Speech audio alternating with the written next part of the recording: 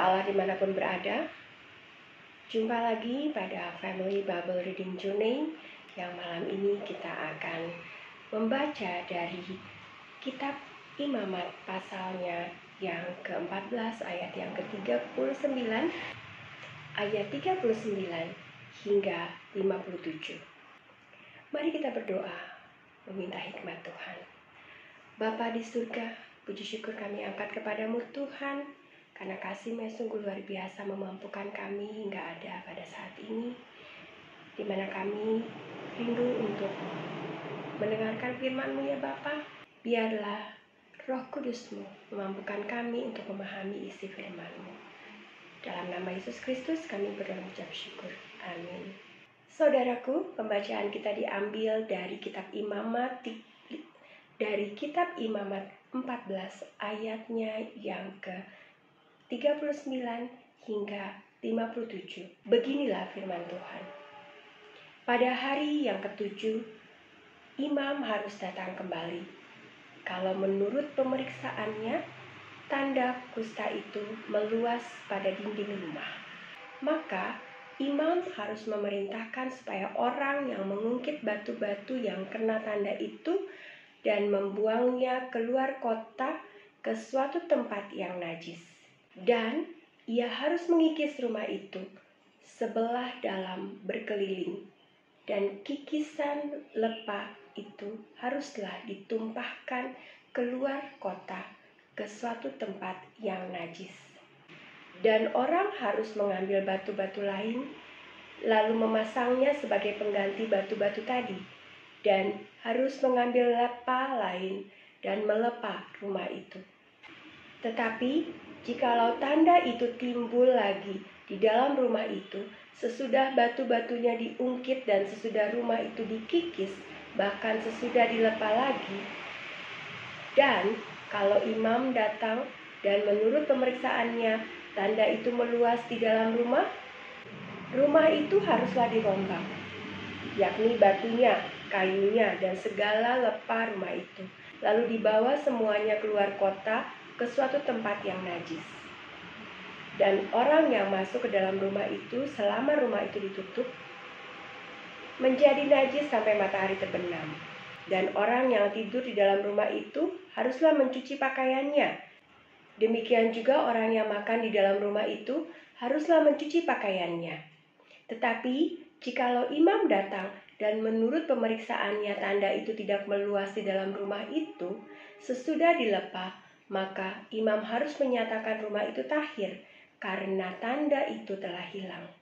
Kemudian, untuk menyucikan rumah itu, haruslah ia mengambil 2 ekor burung, kayu aras, kain kirmisi, dan hisop. Burung yang seekor haruslah disembelihnya di atas belanga tanah berisi air mengalir. Lalu ia harus mengambil kayu aras dan hisop, kain kirmisi, dan burung yang masih hidup itu, dan mencelupkan semuanya ke dalam darah burung yang sudah disembelih dan ke dalam air mengalir itu. Kemudian ia harus memercik kepada rumah itu 7 kali. Dengan demikian ia harus menyucikan rumah itu dengan darah burung, air mengalir, burung yang hidup, kayu aras, hisop, dan kain kirmisi. Dan burung yang hidup itu harus dilepaskannya keluar kota ke padang. Dengan demikian ia mengadakan pendamaian bagi rumah itu, maka rumah itu menjadi tahir. Itulah hukum tentang setiap penyakit kusta, kudis kepala, tentang kusta pada pakaian dan rumah, tentang bengkak, bintil-bintil, dan panau, untuk memberi petunjuk dalam hal najis atau dalam hal tahir. Itulah hukum tentang kusta.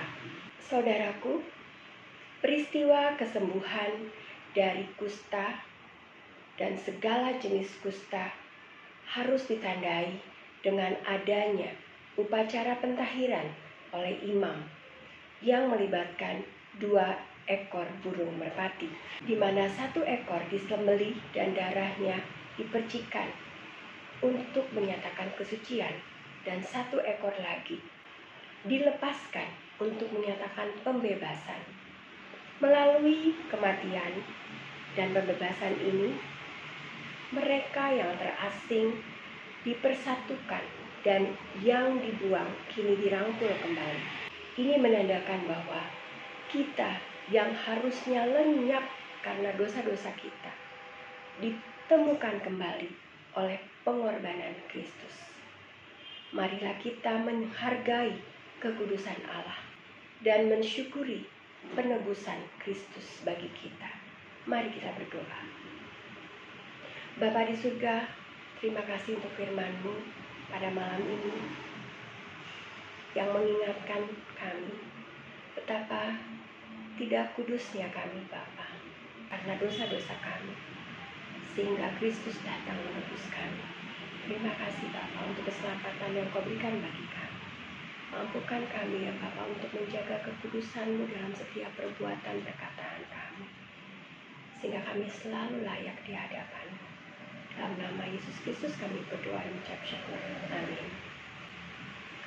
Sekian pembacaan firman Tuhan pada malam ini. Sampai jumpa esok malam. Tuhan Yesus memberkati. Firman-Mu, pelita bagi kakiku, terang